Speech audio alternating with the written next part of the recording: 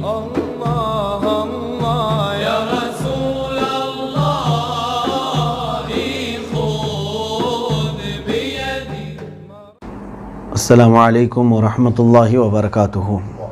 الحمدللہ وکفا وسلام علی حبیبہ المصطفیٰ اما بعد فاعوذ باللہ من الشیطان الرجیم بسم اللہ الرحمن الرحیم ان اللہ وملائکتہ یصلون علی النبی یا ایہا الذین آمنوا صلوا علیہ وسلموا تسلیما اللہم صلی وسلم علی سیدنا محمد وآلہ وصحبہ وبارک وسلم صلاۃ دائمۃ سرمدا ابدا۔ عزیزان گرامی وقار، 17ویں پارے میں سورہ انبیاء اور سورہ حج کی تلاوت ہوئی ہے، لہذا انہی دونوں سورتوں کی مختصر آپ کے سامنے تفسیر عرض کرتا ہوں۔ یہ 17ویں پارے کی ابتدا جہاں سے ہوتی ہے سورہ انبیاء سے ہے، اقترب للناس حسابهم وهم فی غفلۃ معرضون۔ اللہ تبارک و تعالیٰ نے قیامت کے ذکر سے اس سورہ کو شروع فرمایا، یعنی لوگوں کے حساب کا وقت قریب سے قریب ہو گیا ہے، جبکہ لوگ غفلت میں پڑے ہوئے ہیں، منہ پھیرے ہوئے ہیں۔ انبیاء اکرام علیہ السلام کے نام سے یہ سورہ اس لیے موسوم ہے کہ اس میں کئی انبیاء اکرام علیہ السلام کے تذکرے ایک ساتھ آئے ہوئے ہیں۔ خاص طور پر خلیل اللہ سیدنا ابراہیم علیہ السلام آپ کا تذکرہ آیا ہے، اور حضرت ایوب علیہ السلام کا، حضرت داؤد علیہ السلام، سلیمان علیہ السلام، اور حضرت سیدنا لوط علیہ السلام، حضرت زکریا علیہ السلام، یونس علیہ السلام، یحییٰ علیہ السلام، ان تمام انبیاء اکرام علیہ السلام کے تذکرے اس سورہ میں ہیں۔ مختصر سے ہی صحیح، لیکن انبیاء اکرام علیہ السلام کے احوال بیان کیے گئے، جس کی وجہ سے اس سورہ کو سورہ انبیاء قرار دیا گیا۔ مشہور و معروف جو تذکرہ ہے سیدنا ابراہیم علیہ السلام کا۔ اب اگر میں ساری چیزیں جمع کروں، قرآن پاک میں مختلف مقامات پر انبیاء کے الگ الگ تذکرے آئے ہوئے ہیں۔ سیدنا ابراہیم علیہ السلام کے بچپن سے لے کر آپ کے نمرود سے مناظرہ کرنے تک کے حالات مختلف جگہوں پر ہیں۔ 3 پارے میں بھی وہاں پر نمرود سے آپ کا جو مناظرہ ہوا وہ تذکرہ 3 پارے میں گزرا ہے۔ اس کے علاوہ 7ویں پارے میں بھی ہے، چاند اور سورج اور ستاروں کی پوجا کرنے والوں سے آپ کا مکالمہ۔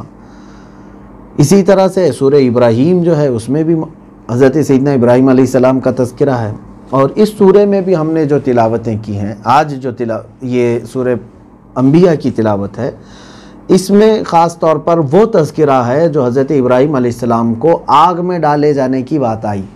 اب میں سب کو جوڑ کر کے اگر مختصراً آپ کے سامنے عرض کروں، بابل ایک علاقہ ہے عراق کا، جہاں حضرت سیدنا ابراہیم علیہ السلام کی ولادت بتائی جاتی ہے۔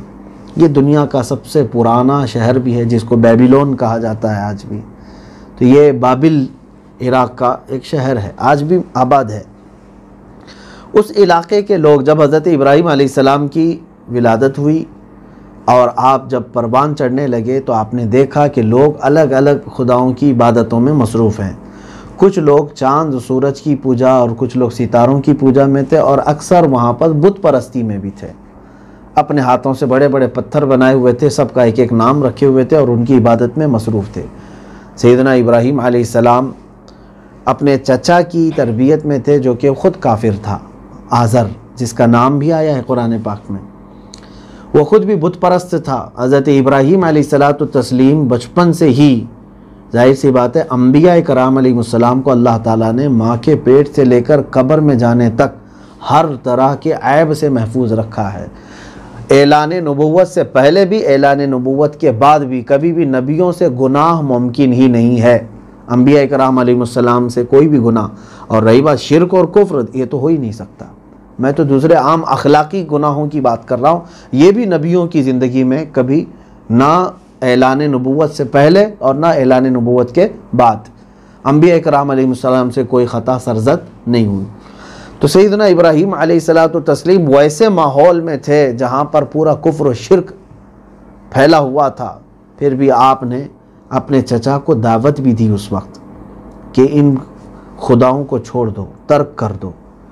کیا عقل نہیں ہے کہ یہ تمام چیزیں خدا ہو سکتی ہیں؟ کیا یہ ہماری ہمارے رب ہو سکتے ہیں، ہمارے رزق دینے کے قابل ہیں، یہ تمام چیزیں بچپن سے ہی آپ کے مکالمے اپنے چچا کے ساتھ ہوتے رہے، پھر آپ کے گاؤں والوں سے بھی ہوتے رہے، پھر جب جوانی کی دہلیز پر آپ نے قدم رکھا، اب یہ معاملات بڑھتے گئے، آپ نے کبھی بھی ان کے بتوں کی طرف توجہ نہیں کی، اور نہ ہی عبادت کے لیے جب یہ لوگ جاتے تو کبھی نہیں جاتے۔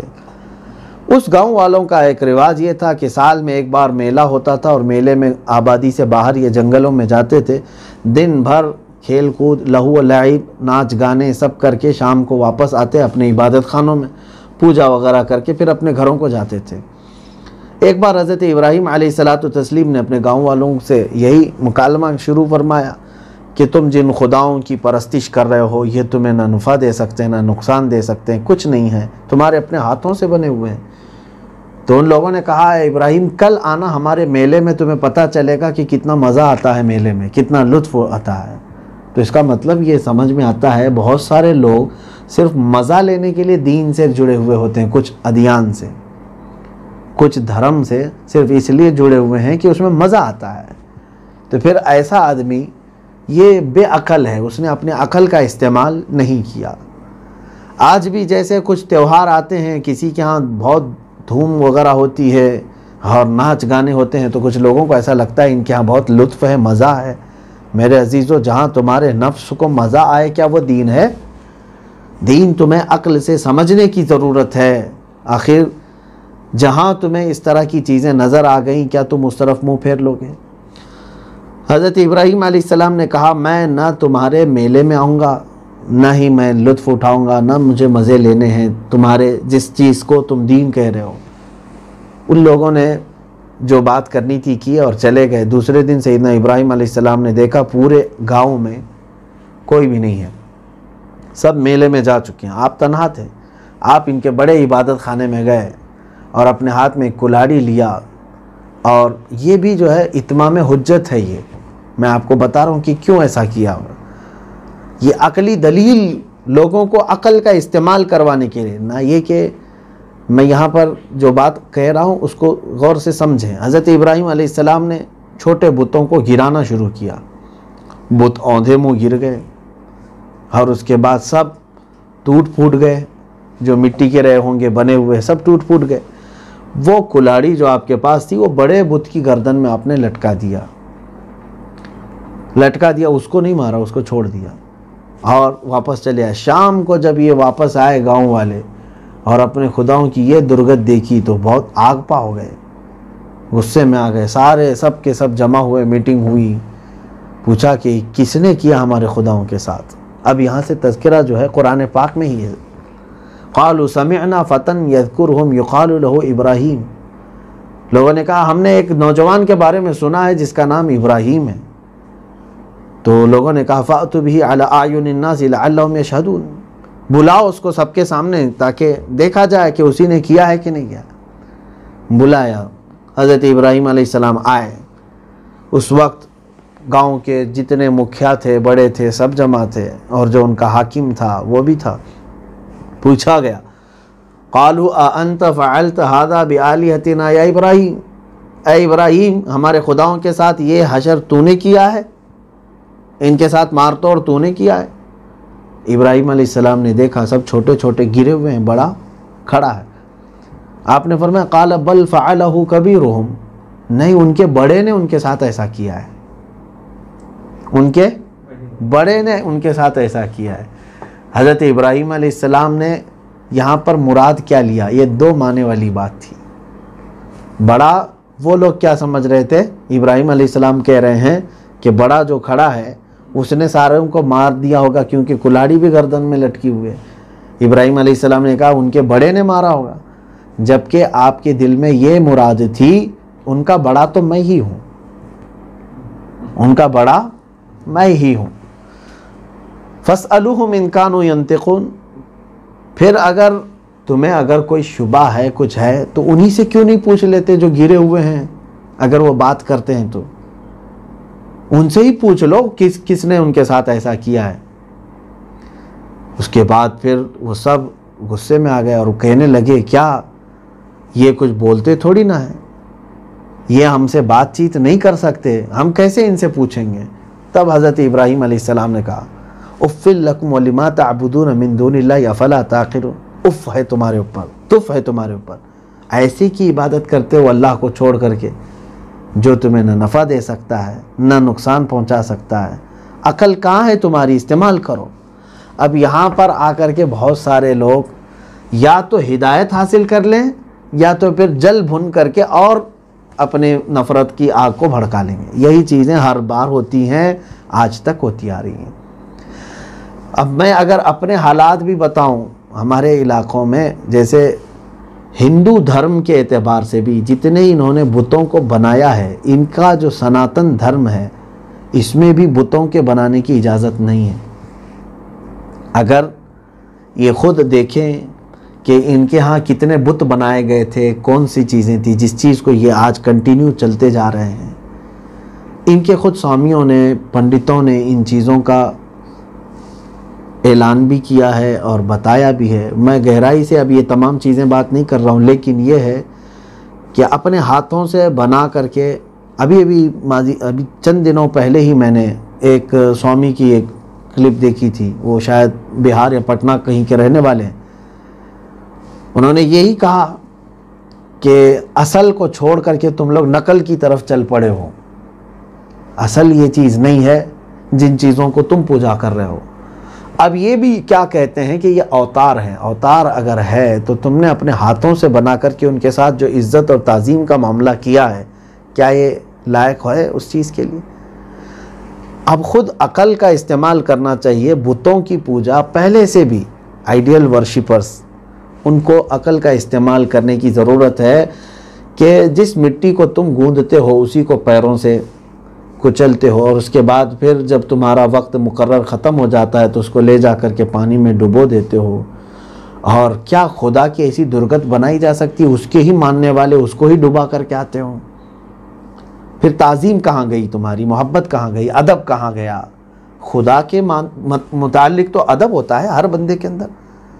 جب تک وہ تخت پر بیٹھا ہے تم تو اس کے متعلق ایک جملہ کہنے نہیں دیتے، اور اس کے بعد تخت کو ہی اٹھا کر لے جا کر پانی میں ڈال دیتے ہو۔ یہ کیسی انصاف ہے؟ یہ کیسا انصاف ہے؟ بہرحال بہت ساری ایسی باتیں ہیں جہاں میں آج بھی کہوں گا، دعوت دوں گا کہ عقل کا استعمال تو کرو۔ اور اسلام یہی کہتا ہے تم کو جس نے پیدا کیا اس کی عبادت کرو۔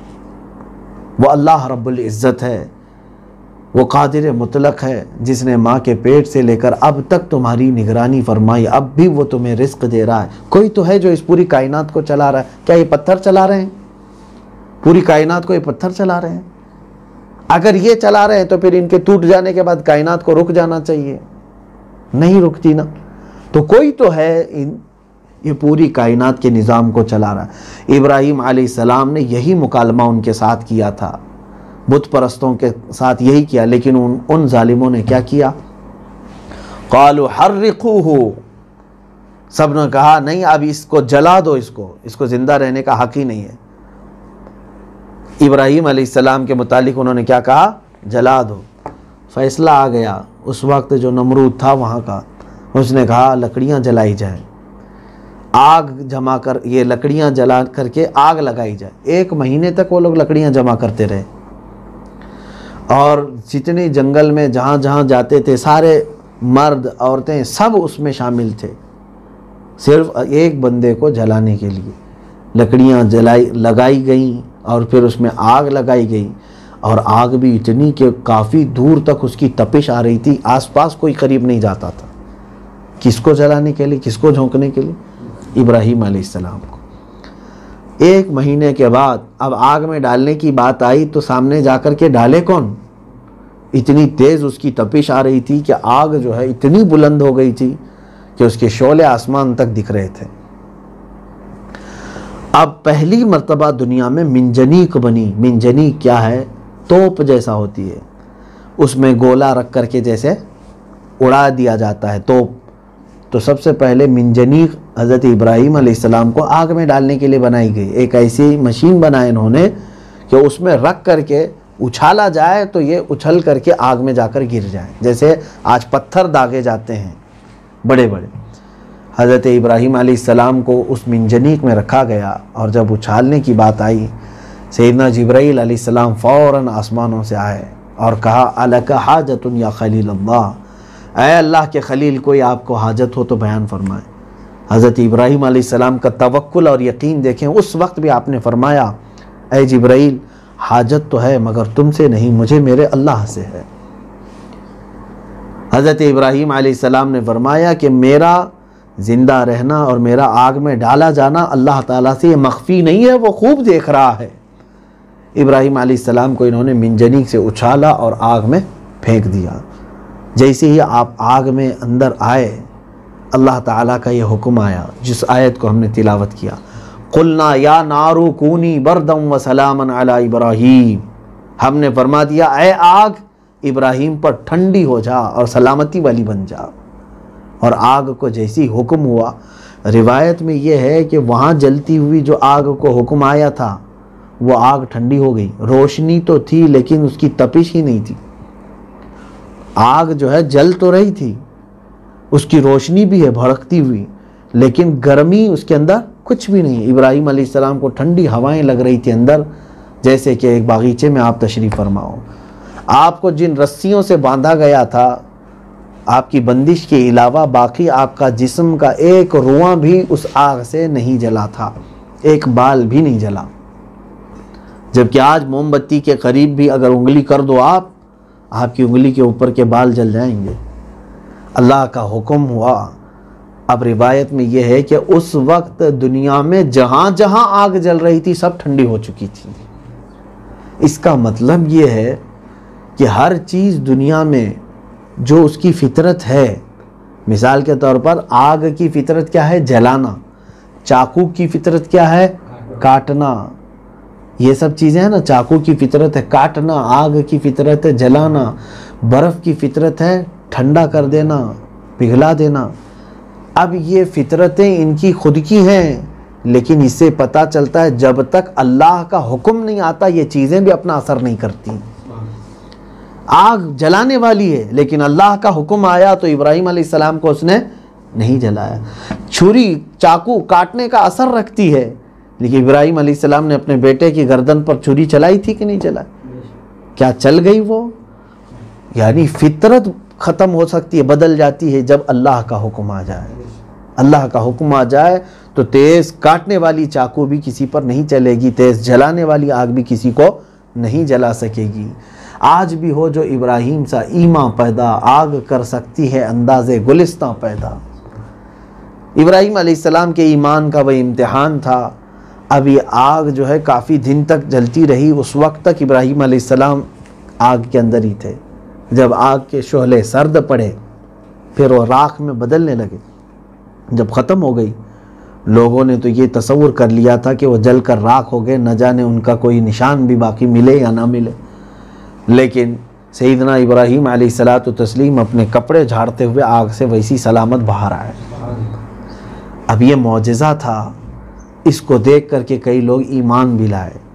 اب ظاہر سی بات ہے ان کو اب کچھ نہیں سوچتا تھا کہ ہم نے تو اس کو ختم کرنے کے لیے بھڑکیلی آگ میں جھونک دیا، لیکن یہ آگ میں نہیں جل سکا تو اب اس کے علاوہ ہم کیا کریں گے؟ پھر آپ کو حضرت ابراہیم علیہ السلام کو جلا وطن کرنے کا انہوں نے فیصلہ کر دیا۔ کہا کہ جو کچھ بھی ہو اب تمہارے قتل مارنے وغیرہ کے ہم تو نہیں کر سکیں گے، جو سب سے بھیانک ہونا تھا آگ کے ذریعے سے وہ کر کے دیکھ لیا ہم نے، لہٰذا اب تم یہ وطن یہ گاؤں چھوڑ کر کے چلے جاؤ۔ ابراہیم علیہ السلام اس وقت بابل چھوڑ کر پھر مصر کی طرف تشریف لائے۔ یہ سیدنا ابراہیم علیہ السلام کے ساتھ جو امتحان اللہ تعالیٰ نے لیا وہ پہلا امتحان تھا۔ اس میں دو امتحان ہو گئے، ایک تو آپ کی جان کا امتحان اور ایک پھر آپ کے وطن کو لے کر کے امتحان۔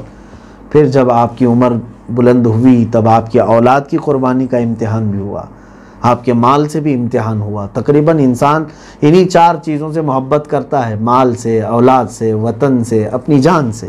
اور یہ اللہ تعالیٰ کی سنت ہے کہ جو بندہ جس چیز سے محبت کرتا ہے اسی کو لے کر کے اللہ امتحان لیتا ہے۔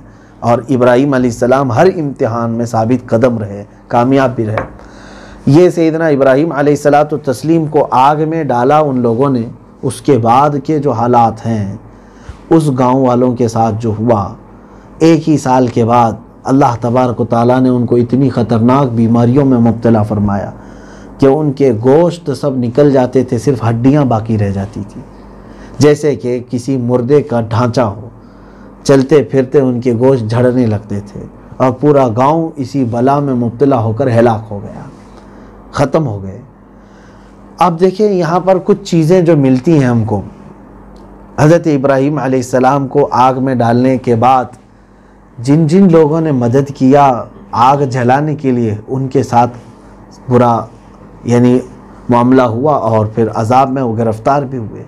لیکن جو لوگ ایمان لائے اور جو ابراہیم علیہ السلام کی سلامتی کی دعا کرتے رہے، حتیٰ کہ جانوروں میں بھی اللہ نے ان کو عزت بخشی۔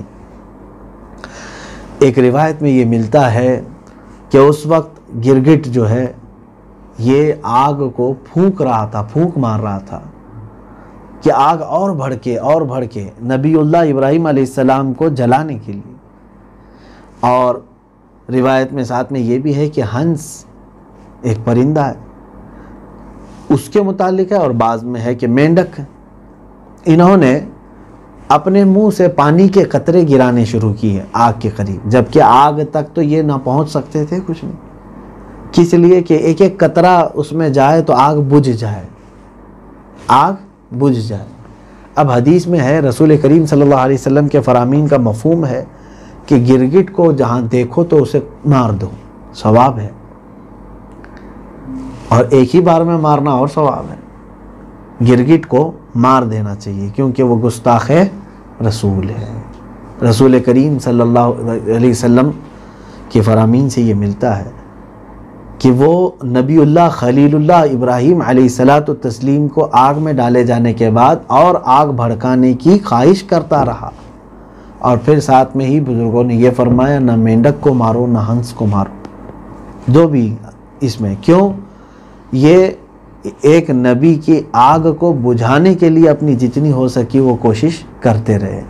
اب یہاں سے پتہ یہ چلتا ہے گرگٹ کے پھونکنے سے نہ آگ بڑھ سکتی تھی، کتنی پھونک ہو سکتی، اور نہ ہی مینڈک کے پانی ڈالنے سے آگ بجھ سکتی تھی، لیکن دونوں نے اپنے اپنے حصے کا کما لیا۔ اس کا مطلب یہ ملتا ہے کہ فقط نیتوں سے ہی آدمی کے خوش نصیب اور بد نصیب ہونے کا پتہ چل جاتا ہے۔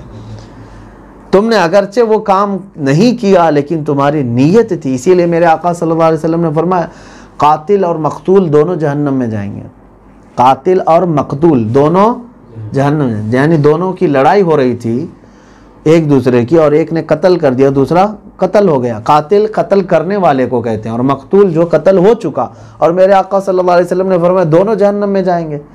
میاں مقتول کا کیا جرم ہے، وہ تو بیچارہ آلریڈی مر گیا۔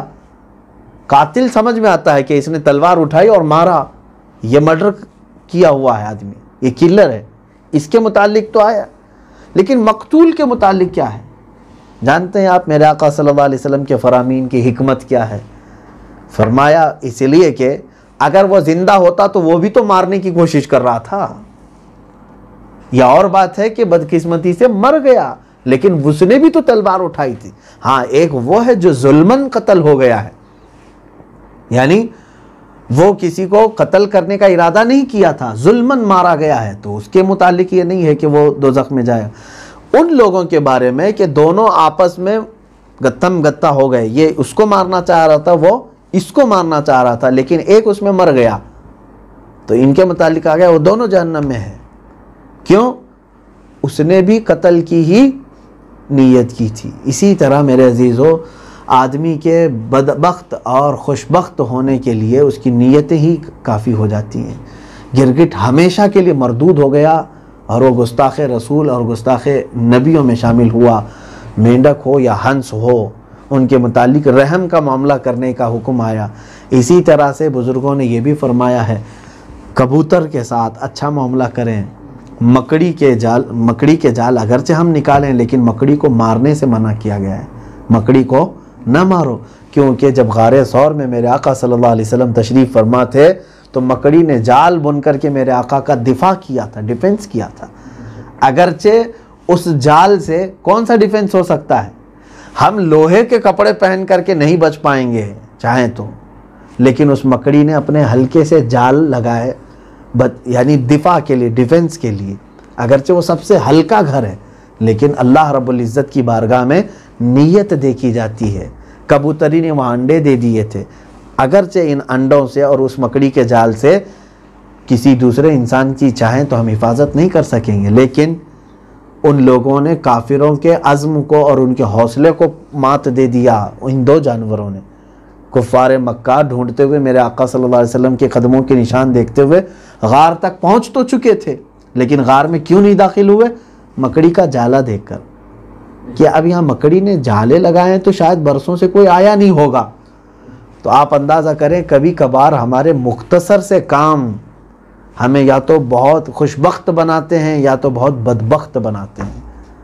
ہو سکے تو اچھی نیتیں رکھو، کسی کا برا نہ چاہو، ورنہ یہ ہوگا کہ بدبختوں میں تمہارا شمار ہو جائے گا۔ جیسے اللہ کے گھر مسجد کو تمہارا ایک سکہ، ایک روپیہ تم نے ڈالا ہے، نیت یہ کیا اللہ تبارک و تعالیٰ کا یہ مقدس گھر ہے، اس کی ترقی ہو تاکہ یہاں سجدوں سے لوگ آباد رہیں، دین کا نظام چلتا رہے، آپ نے ایک ہی روپیہ رکھا۔ جانتے ہیں آپ کہ ایک روپے میں اس زمانے میں نہ مسجد کی کوئی چٹائی آتی ہے، نہ کوئی سیمنٹ، نہ پتھر، کچھ نہیں آتا، لیکن اللہ کی بارگاہ میں تمہاری وہ خلوص، وہ نیت کے ساتھ کا دیا جانا ایک روپیہ بڑا مقبول ہوتا ہے۔ لیکن اسی کے ساتھ تم نے نقصان پہنچانے کی کوشش کی، کوئی آ رہا تھا اس کو روکا، یہ سوچ کر کہ تم کو کچھ حسد تھا، دل میں کچھ کڑن تھی اس مسجد کے متعلق، تمہیں اسی وقت بدبخت کر دیا جائے گا۔ تمہارے ایک آدمی کے روکنے سے مسجد ختم تو نہیں ہوتی، لیکن تم ہمیشہ کے لیے اللہ کی بارگاہ میں مردود ہو جاؤ گے، تم ہمیشہ کے لیے اللہ کی بارگاہ میں بدبخت بنا دیے جاؤ گے، کیونکہ تم نے رخنہ ڈالنے کی کوشش کی۔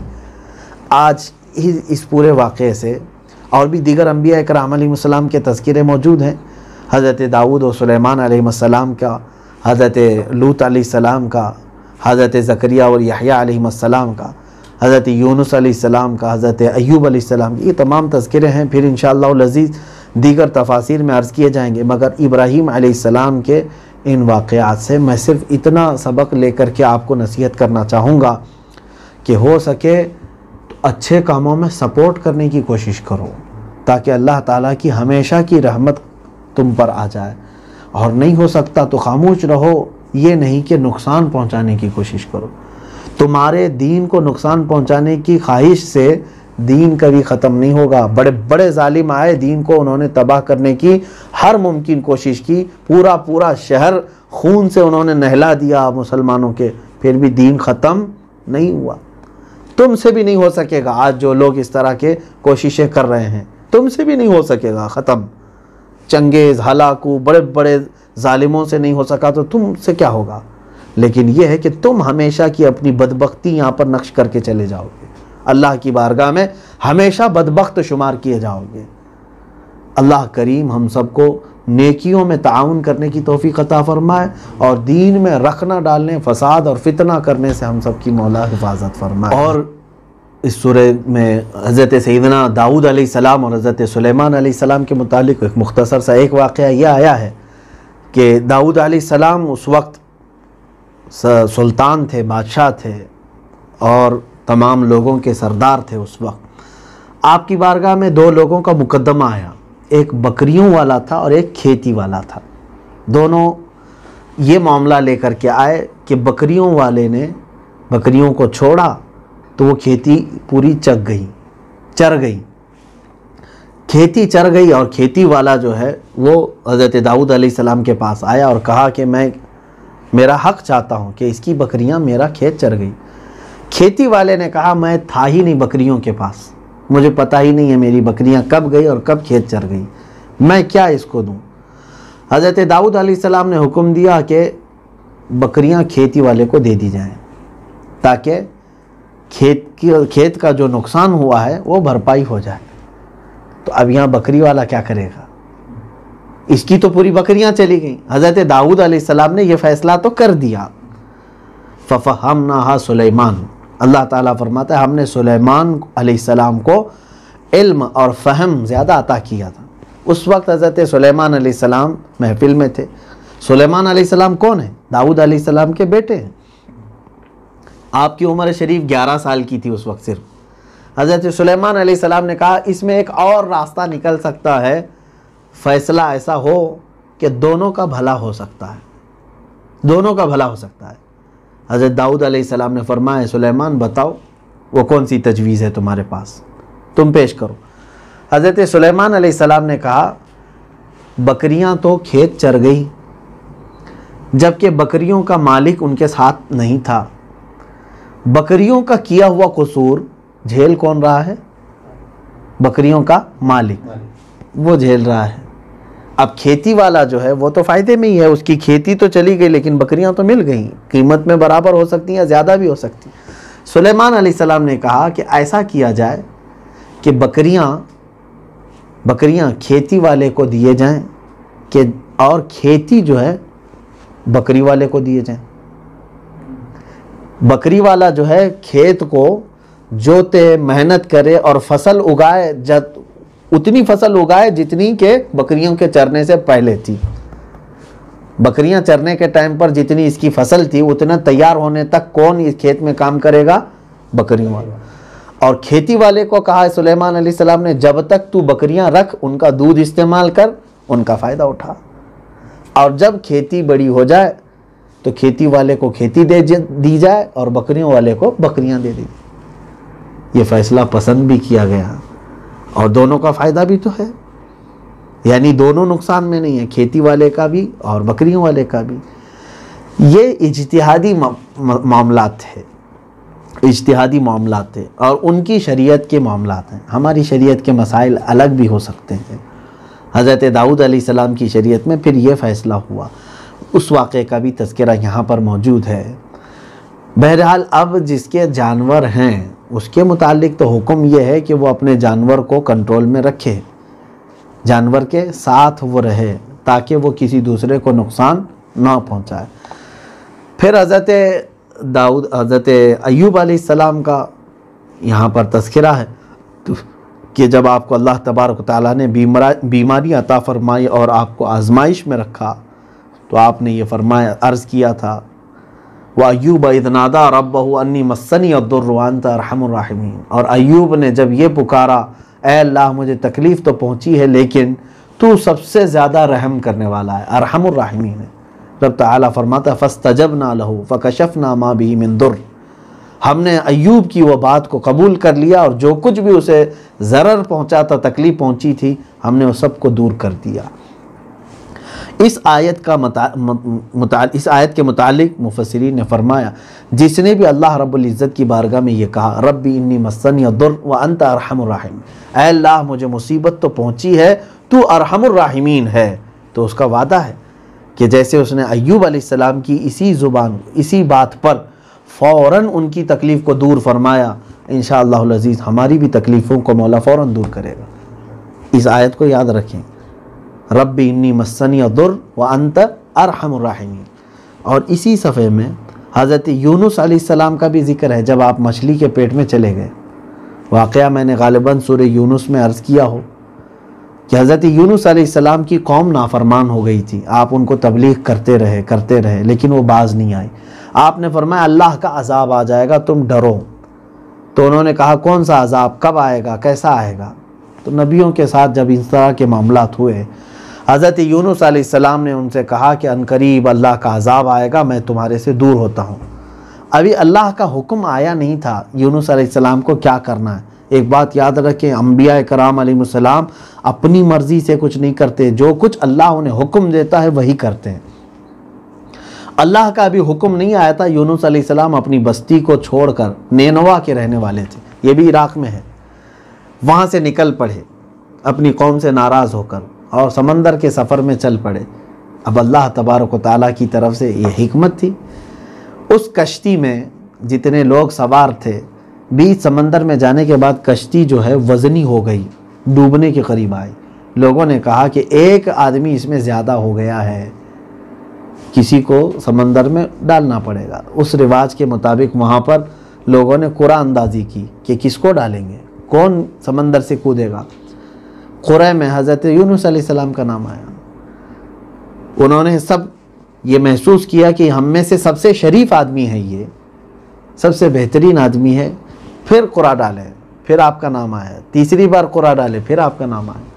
لوگوں نے محسوس کیا کہ شاید اسی کی وجہ سے کشتی بوجھل ہے۔ حضرت یونس علیہ السلام کو اٹھا کر سمندر میں ڈال دیا گیا۔ جیسے ہی آپ کو سمندر میں ڈالا، اللہ تعالیٰ کا حکم ہوا، وہاں جو سب سے بڑی مچھلی تھی سمندر کی، اس مچھلی نے حضرت یونس علیہ السلام کو نگل لیا، لیکن اس مچھلی کو غذا نہیں بنایا گیا، بلکہ اس کا پیٹ آپ کے لیے پناہ گاہ بنائی گئی، محفوظ جگہ بنائی گئی۔ لیکن اللہ تعالیٰ کا یہ عتاب ہے، رب تبارک و تعالیٰ کی طرف سے، وہ اپنے نبیوں کو کہاں کس جگہ کیسے محفوظ رکھتا ہے، یہ اس کی حکمت ہے۔ مچھلی کے پیٹ میں آپ رہے، بعض روایات میں ہے تقریباً 40 دن گزر گئے، بعض میں ہے کہ 1 دن اور کچھ لمحات۔ اس وقت حضرت یونس علیہ السلام نے محسوس کیا کہ میں اپنی بستی کو چھوڑ آیا اللہ کا حکم آنے سے پہلے ہی، اور ادھر ان کی بستی نے دیکھا اللہ کا عذاب آنے لگا، آسمان پورا کالا ہو چکا تھا۔